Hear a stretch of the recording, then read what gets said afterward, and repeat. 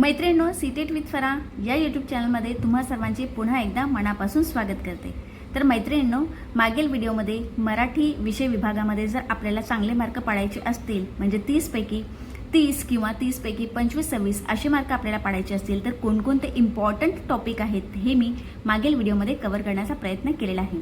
आणि त्याच टॉपिकमधून आपण समासाचा एक प्रकार आपण मागील व्हिडिओमध्ये पाहिलेला होता आणि आज या व्हिडिओमध्ये मी प्रयोग या ठिकाणी तुम्हाला समजावून सांगण्याचा प्रयत्न करणार आहे। तर बघा, व्हिडिओ पूर्ण बघायचा आहे आणि हा जो व्हिडिओ आहे तो तुम्हाला 1 मार्क किंवा 2 मार्क नक्कीच भेटून देणार आहे। तर आपण लगेचच व्हिडिओला सुरुवात करूया। बघा, प्रयोग ह्याच्यावरती आपल्याला 1 किंवा 2 मार्कासाठी प्रश्न विचारला जाऊ शकतो टीईटी किंवा सीटीईटी एक्झाममध्ये। मग आता प्रयोग म्हणजे काय? तर कर्ता, कर्म व क्रियापद यांच्या परस्पर संबंधाला प्रयोग असे म्हणतात। म्हणजे कर्ता आणि जो कर्म असतो आणि क्रियापद ह्यांचा जो संबंध असतो, मग या संबंधाला आपण काय म्हणत असतो? तर प्रयोग म्हणत असतो। मग आपण त्याचे प्रकार पाहून घेऊया। मग पहिला प्रकार आहे कर्तरी प्रयोग।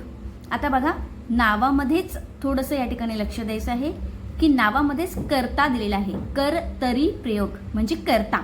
कर्ता म्हणजे जो त्या वाक्यामध्ये काम करणारा असेल व्यक्ती किंवा कर्ता असेल, ठीक आहे, त्याला आपण कर्ता असे म्हणतो, कर्तरी प्रयोग। मग वाक्यातील क्रियापद कर्त्याच्या लिंग, वचन व पुरुषाप्रमाणे बदलते तेव्हा कर्तरी प्रयोग होतो।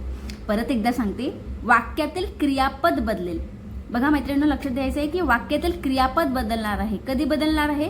कर्त्याच्या लिंग आणि वचनामुळे, ठीक आहे, कर्त्याच्या लिंग आणि वचनामुळे जर त्या ठिकाणी तो कर्ता त्या ठिकाणी क्रियापद बदलत असेल तर मात्र तो कर्तरी प्रयोग होतो। उदाहरण पाहिल्यानंतर तुम्हाला ते अतिशय सोपं जाणार आहे किंवा समजून येणार आहे। मग बघा, उदाहरणार्थ, तो पेढा खातो, ते पेढा खातात। मग आपण या ठिकाणी आपण कर्ता चेंज करून पाहूया, म्हणजे कर्त्याचा लिंग जो आहे तो या ठिकाणी आपण चेंज करून पाहूया। मग बघा, कर्त्याचा लिंग आपण या ठिकाणी चेंज करूया। इथे तो आहे, मग आपण करूया ती, ठीक आहे, म्हणजे आपण काय केलं? लिंग चेंज केला। मग ती पेढा खाते। मग लिंग चेंज केल्यानंतर काय झालं की क्रियापद बदलला की नाही? पहिले क्रियापद होता खातो, आता क्रियापद झालेला आहे खाते, म्हणजे क्रियापद बदललेला आहे।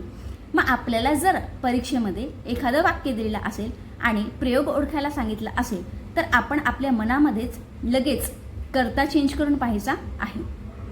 कर्त्याचा लिंग किंवा वचन चेंज करून पाहायचं आहे। जर चेंज केल्यानंतर क्रियापद बदलत असेल तर आपल्याला उत्तर माहिती पडायला पाहिजे की हा कर्तरी प्रयोग आहे। आपण या ठिकाणी आता वचन बदलूया। आता तो होता, आपण इथे आता जास्त लोक घेऊया, म्हणजे ते पेढा खातात, ठीक आहे। मग खातात हा क्रियापद बदलला की नाही? मग बदलला। किंवा आपण या ठिकाणी घेऊया, तू पेढा खातोस, म्हणजे आपण जेव्हा जेव्हा कर्ता बदलत आहोत, कर्त्याचा लिंग वचन बदलत आहोत, त्या पद्धतीने आपला जो क्रियापद आहे तो या ठिकाणी बदलत आहे। म्हणजे अशा पद्धतीने जर क्रियापद बदलत असेल तर त्यालाच आपण कर्तरी प्रयोग असे म्हणतो। आता एक गोष्ट या ठिकाणी अजून लक्षात ठेवायची आहे की बघा, या ठिकाणी सकर्मक म्हणजे काय आणि अकर्मक म्हणजे काय? मग सकर्मक म्हणजे क्रियापद सकर्मक, अकर्मक क्रियापद अकर्मक म्हणजे काय? बघा, आता या ठिकाणी तो चहा पितो, मग या ठिकाणी चहा हा काय झाला? कर्म झाला, आणि पितो हा झाला क्रियापद आणि तो झाला कर्ता, ठीक आहे। म्हणजे कर्मासहित क्रियापद आहे की नाही? म्हणजे हा जो क्रियापद आहे तो कर्मासहित आहे, मग त्याला सकर्मक असं म्हणणार। आता दुसऱ्या वाक्यामध्ये बघा, कर्मच नाही आहे, ती गाते, फक्त सांगितलेलं आहे की ती गाते, ठीक आहे। काय गाते ते आपल्याला माहीत नाही आहे, ठीक आहे। ती गाते म्हणजे ती हा कर्ता झालेला आहे आणि गाते हे क्रियापद झालेलं आहे, म्हणजे कर्म या ठिकाणी नाही आहे, मग त्याला आपण म्हणणार अकर्मक, ठीक आहे, समजलं? सकर्मक आणि अकर्मक क्रियापद। आता तर पुढचा जो प्रकार आहे तो आहे कर्मणी प्रयोग, म्हणजे नावामध्येच कर्म आहे। बघा, आता पहिले आपण पाहिलेला ते कर्तरी प्रयोग होता, म्हणजे जर कर्ता चेंज झाला, कर्त्याचा लिंग आणि वचन चेंज झाला तर क्रियापद चेंज होता, म्हणजे कर्तरी प्रयोग। पण आता या ठिकाणी कर्म म्हणजे कर्माचे लिंग व वचन किंवा पुरुषाप्रमाणे बदलते, म्हणजे वाक्यातील जो क्रियापद आहे तो कर्माच्या लिंग व वचन पुरुषाप्रमाणे बदलेल। उदाहरणार्थ, आता बघा, आता कर्ता बदलणार नाही तर कर्म बदलेल, ठीक आहे। बाळाने साखर खाल्ली, क्रियापद काय आहे? खाल्ली. बाळाने साखर खाल्ली. बाळाने पेरू खाल्ला. आता आपण काय करूया? कर्म बदलूया. साखरच्या ऐवजी आपण घेतलं पेरू. कर्ता आपला तोच आहे, फक्त आपण काय केलेलं आहे? कर्म चेंज केलेलं आहे. मग बाळाने पेरू खाल्ला म्हणजे क्रियापद बदलला की नाही? म्हणजे आपण जर कर्म बदलला तर क्रियापद बदलतो. सिंपल. त्यालाच आपण कर्मणी प्रयोग असे म्हणतो. ठीक आहे. आता आपण या ठिकाणी ना जो कर्ता आहे तो चेंज करून पाहूया की क्रियापद बदलतो की नाही. आता बाळानेच्या ऐवजी आपण कर्ता घेऊया तिने.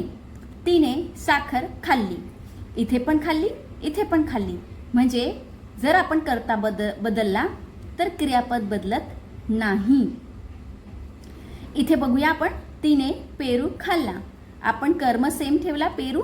ठीक आहे. फक्त आपण कर्ता बदलला. मग तिने पेरू खाल्ला. मग या ठिकाणी सुद्धा खाल्ला आणि या ठिकाणी सुद्धा खाल्ला. म्हणजे कर्ता आपण बदलला तर त्याच्याने जो क्रियापद आहे तो बदलत नाही. पण आपण जर कर्म बदलला तर जो क्रियापद आहे तो बदलतो. त्यालाच आपण कर्मणी प्रयोग असे म्हणतो. पुढे पाहून घेऊया आपण. पुढचा प्रकार आहे भावे प्रयोग. हा तिसरा प्रकार आहे भावे प्रयोग. मग वाक्यातील क्रियापदांचे रूप कर्त्याच्या किंवा कर्माच्या लिंग वचन पुरुषाप्रमाणे बदलत नसून ते नेहमी तृतीय पुरुषी, नपुसकलिंगी व एकवचनी असते. म्हणजे आता क्रियापदाचा जो रूप आहे तो कर्त्याच्या पण लिंगामुळे बदलणार नाही किंवा कर्माच्या लिंग वचना किंवा पुरुषाप्रमाणे सुद्धा बदलणार नाही. मग काय? तर तृतीय पुरुषी, नपुसकलिंगी व एकवचनी असते. उदाहरणार्थ, त्याने वाघाला ठार केले. त्याने वाघाला ठार केले. तर बघा, या प्रकारामध्ये जर आपण कर्त्याचा लिंग किंवा वचन चेंज केला तरी या ठिकाणी वाक्यातील क्रियापद बदलणार नाही. तिने वाघाला ठार केले म्हणजे या ठिकाणी क्रियापद जो आहे तो आहे तसाच राहणार आहे, बदलणार नाही. आता जर या ठिकाणी तुम्ही कर्म सुद्धा चेंज केला म्हणजे कर्माचा लिंग किंवा वचन तुम्ही चेंज केलं तरी मात्र या ठिकाणी जो क्रियापद आहे तो चेंज होणार नाही. म्हणजे भावे प्रयोगामध्ये एवढं लक्षात ठेवायचं आहे की वाक्यातील क्रियापदाचे जो रूप आहे तो कर्माच्या आणि कर्त्याच्या लिंग वचन पुरुषाप्रमाणे बदलत नाही. ठीक आहे. तर ते तृतीय पुरुषी, नपुसकलिंगी व एकवचनी असते. एवढं आपल्याला या प्रयोगामध्ये लक्षात ठेवायचं आहे. तर परत एकदा मी तुम्हाला या ठिकाणी सांगून देते की पहिला जो प्रकार होता तो होता कर्तरी प्रयोग. मग कर्तरी प्रयोगामध्ये जो क्रियापद आहे तो कर्त्याच्या लिंग वचन आणि पुरुषाप्रमाणे बदलते. कर्मणी प्रयोगामध्ये वाक्यातील क्रियापद कर्माच्या लिंग वचन पुरुषाप्रमाणे बदलेल. पण भावे प्रयोगामध्ये वाक्यातील क्रियापदाचं जो रूप आहे तो कर्माच्या किंवा कर्त्याच्या लिंग वचन पुरुषाप्रमाणे बदलणार नाही. हे जर आपण व्यवस्थित डोक्यात फिट्ट बसवून घेतलं तर या ठिकाणी प्रयोगावरती आलेला कोणताही प्रश्न आपल्याला सोडवता येणार आहे आणि आपल्याला 1 किंवा 2 मार्क या ठिकाणी TET किंवा CTET परीक्षेमध्ये आपल्याला नक्कीच भेटणार आहे. तर आशा करते की हा व्हिडिओ तुम्हाला आवडला असेल आणि असेच ग्रामरचे टॉपिक्स मी तुमच्यासाठी आणण्याचा प्रयत्न नक्कीच पुढच्या व्हिडिओमध्ये करणार आहे. तर जर तुम्ही मैत्रिणींनो या चॅनलवरती तुम्ही जर नवीन असाल, हा व्हिडिओ पहिल्यांदाच पाहत असाल तर चॅनलला सबस्क्राईब करून घ्यायचं आहे आणि हो, बेल आयकॉन प्रेस करून घ्यायचं आहे जेणेकरून येणाऱ्या सगळ्या व्हिडिओचे नोटिफिकेशन हे तुम्हाला भेटत राहतील. ठीक आहे. अजून मला जे कॉमेंट आलेले होते की संधी, प्रयोग किंवा इतर अजून कॉमेंट आलेले आहेत तर त्याच्यावरतीही मी व्हिडिओ बनवण्याचा नक्कीच प्रयत्न करणार आहे. पण तुम्ही माझ्याबरोबर कनेक्टेड राहायचं आहे. भेटूया आपण नेक्स्ट व्हिडिओमध्ये. धन्यवाद.